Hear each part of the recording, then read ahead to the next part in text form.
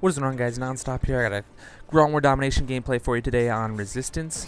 And right at the bat, I kind of want to give a little quick tip for playing resistance. If you spawn at seaside, as you know, you're at immediate disadvantage in my opinion.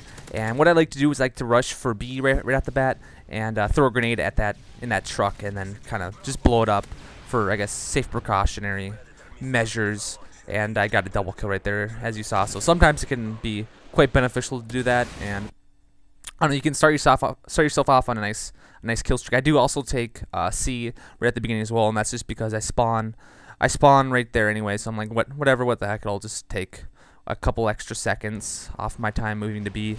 But yeah, the reason I like to take B is because since you're at such an immediate disadvantage spawning seaside, I just figured it's a foot in the right direction to trying to push towards A and take A from the enemy team, since I see resistance as kind of like just a big power position map where you kind of have to have A if you want to be successful, at least in my opinion, because I don't know, I just see A having so much more advantages to having C, since you can have the stairs and then you can have the middle area as well, and watch that.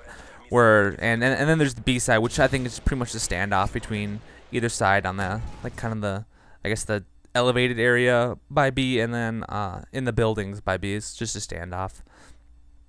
But yeah, overall A side is definitely way better, and I kind of wish that Infinity Ward hadn't set the spawns up on resistance for domination this way. I kind of wish there would be at least more like interchange, where if you don't know how interchange is set up, either like when you spawn for you don't spawn right next to your flag like you do on resistance or other maps. You kind of spawn kind of cornered to them, so you can run to either flag, be it A or C, right at the beginning. So you kind of have a say in which flag you want to get at the beginning, which I wish resistance was more like, since I don't know, it's kind of unfair, at least in my opinion, for one team to be at a disadvantage right at the start. But you also see that in Arcaden as well too, which I guess I'll kind of leave out since I'm not playing Arcaden in this match. But that map as well, that's kind of unfair spawning. But I do get a little bit more mad on resistance because I don't know, I feel like you just have to run at people the whole time, and there's not really much left for you to flank, since if you're playing against a competent team, they can pretty much shut you out if they wanted to, and they spawned at A and took B right at the bat. Then they can just pretty much watch 3 places and then game over, GG, no re.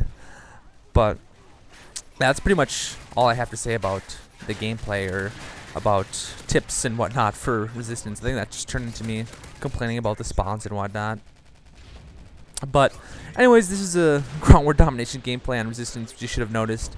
And I'm using the Salt setup with the ACR silenced. So same gun in like the last several videos.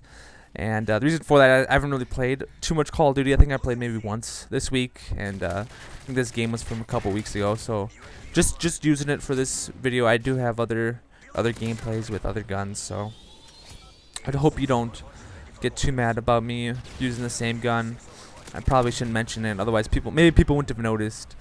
But anyways, in this game I go 109-9, so pretty good scoreline. I think the reason for that was just the fact that the game went real close to the end. I think it was 200-182, so kind of worked well for me in that respect. I also do get a sub Moab here I think I'm on the run right now. I think it was a real long one, but I was kind of playing a little bit tentatively and kind of a little bit more reserved, because if you can't notice right now, or in certain parts of the game, it kind of lags a little bit, or it looks like the frame rate drops, or it kind of like I kind of glitch back and forth. And that pretty much is happening the whole time this game to me, in like little mini episodes. And this is what happened when I get host. This is me on my own host, so it's a little difficult for me to play when I'm on host. I wouldn't say I'm at a connection disadvantage. I'd say it's pretty even between me playing against the people on my host. But it has its own difficulties for me, at least. I can't really rush around too much because it's just so hard. It's so hard to, I guess, adjust to my frame rate dropping when I'm in like a one-on-one gunfight with someone. I kind of outsmart him a bit, but I don't know. This is kind of me playing out my host, and it's really frustrating.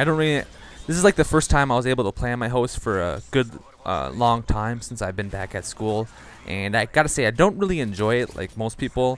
I guess who play Call of Duty Modern Warfare 3, they don't enjoy playing on their host. They just if they figure they've gotten host, they just leave, which I have done before when I was playing back home in Minnesota. Since you just feel like you're in an immediate disadvantage, which is really unfair, and I've kind of I wouldn't say I've started doing that in Modern Warfare 3, at least when I'm at school, but I'm getting there because it's a little difficult when I'm playing on this type of host where it's like super glitchy. But I don't know. We'll see. We'll see if maybe it'll fix itself and I'll be able to pwn noobs like in Modern Warfare 2 when you're on host. I wish they had brought it back to old Modern Warfare 2 way of having host, because I never really had a problem with one person having an advantage over the rest of the lobby, since it was pretty fair in that respect. If they're going to be hosts, they should have at least some sort of advantage to keep them being hosts if they're a good host. But I don't know, Modern Warfare 3, it seems like if you're a host, you're at a disadvantage, which doesn't really make sense to me, because what's their incentive to stay being host?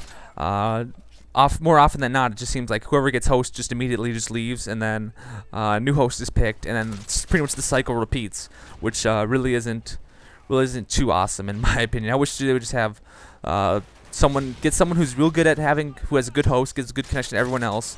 That person can have their advantage. I don't mind that. I just hope they're on my team, so I don't have to deal with someone having an advantage over me. But again, don't really care as long as they stay and be a good host and give me a 4-bar, and I don't know, provide a good connection for everyone. I have no problems with that. But hey, what are you gonna do? It's Infinity Ward. They like to do these things. They just can't have a perfect game where there's no BS in it. But I don't know. I'm talking a lot about these things that make me mad, so I probably shouldn't do that.